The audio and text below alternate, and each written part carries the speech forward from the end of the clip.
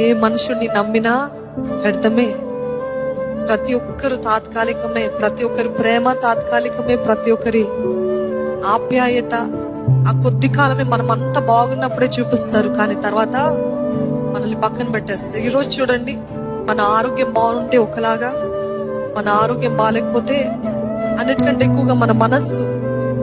ఏ మనుషుడైనా మన మనస్సు పోగొట్టుకుంటే, మనస్సు విరిగిపోతే, లేకపోతే మనస్సు మతి స్థిమితము లేదనుకోండి, అప్పటి వరకు గౌరవించిన వ్యక్తులే ఆ మతి స్థిమితము లేదు, లేకపోతే మెంటల్ స్టెబిలిటీ లేని వారిని ఎంతో అగౌరవపరుస్తారు, పక్కన పెట్టేస్తారు.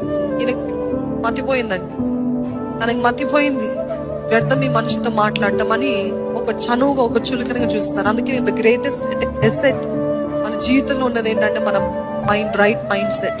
అడిగండి, నా జీవితకాలం అంతా నాకు క్రీస్తు యేసు కలిగిన మనసు దయచే ప్రభువా,